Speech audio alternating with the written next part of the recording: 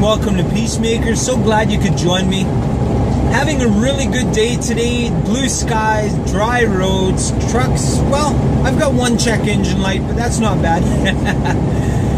I want to talk a little bit about how deep we are into the end times. I believe that things are happening around us at a crazy level. All the prophecies are lining up and being fulfilled. In Revelation 9, we read that man cannot buy or sell without a mark on his hand or a sign on his mark on his forehead. And without that, you will not be allowed to buy or sell. And that is going to be either the RFID chip, which is very widely spread already and growing daily, or it's going to be some variation very similar to it, where all your financial information, medical information, identification is stored on this digital device implanted under your skin. We're very close to that, and in fact, I see an engineering at work right now creating a global credit disaster. The whole global economy is grinding to a halt under the burden of all its debt. Everyone is so deeply indebted to a very few people that a crisis is imminent. It's coming. We don't know when, and they have done a tremendously good job at pushing off that crisis, kicking it down the road a little bit further and a little bit further. So they may succeed in kicking that can down the road for 20 more years, or it may come about next month. We just don't know. But when it does, they're going to allow us to suffer. Right now, if you don't have food at Walmart or food at Safeway or food at Walgreens, you're going to go hungry. And you're not going to know how to feed yourself, because in this generation, people don't have that knowledge. So the system will collapse, the stores will empty out, and we will begin to suffer. And a handful of preppers are going to go through their rations and shoot one another. Groups will go from house to house looting. It will be a bloody, awful 2 or 3 weeks. People without medications will die. It's going to be ugly.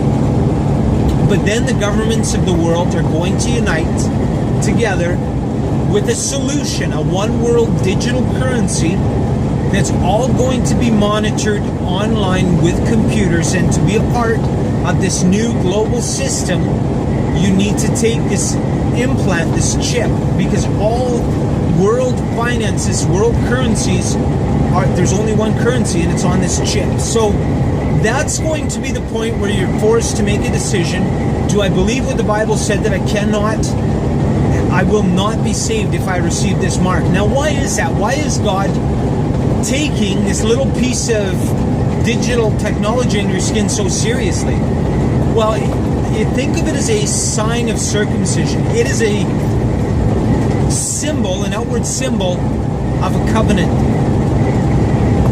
When you receive the mark, it is the circumcision or the symbol of covenant that you have made with Satan, the beast, what we would call the beast system. You've entered into a covenant with it, and that's the outward sign of your covenant. So it's very serious, it's very spiritual, it's all by design. This is a symbol of the covenant that you make with the beast system. Now, it may surprise you, as Jesus established a spiritual kingdom on this earth 2,000 years ago, what does Satan do with everything that Jesus does? He mimics it. He makes a mockery of it, and he borrows the idea and uses it for himself. That's exactly what he's doing with the invisible kingdom. The last kingdom, you read in Revelations, will be unlike all the kingdoms before it. Well, how is it different? Well, guess what? Satan's setting it up the same way. He can't make a spiritual kingdom, but he is making an invisible one. Without boundaries, without borders, without walls, without a registered and accessible government, central government. It's a shadow government. You don't know who they are, but they hold the wealth and power and control of all the earth in their hands. A very few people who hold all the wealth and all the control. They make all the presidents and governments of the world like puppets on strings and control all of their actions. And this shadow government that controls everything is Satan's final kingdom, the beast system. And of course, they are being puppeted by principalities and powers in high places. So all of this is set up. We are far, far into the end times. We're coming to the point where people will be challenged to take the seal, take the implant, have the seal of their covenant with the beast system, or when you reject that covenant, you will be put to death, you will be beaten, you will be scoffed, you will be imprisoned. It's not going to be easy. So you're looking at it going, oh man, I can't have food, I won't keep my house, I won't keep my job, I won't be able to properly protect my children. Well, a loving God would never throw me in hell just for receiving. Listen, if the Bible said it, it's true. The Bible is true. Your imagination can be false. Stick to the Word of God. It says very clearly, anyone who receives the mark cannot be saved.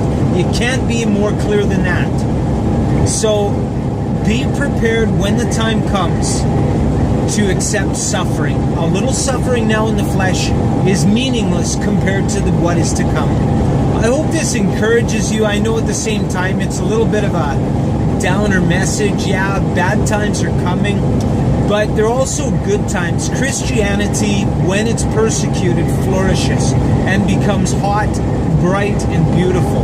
Christianity in good times with lots of money becomes something ugly and almost wishy-washy and invisible.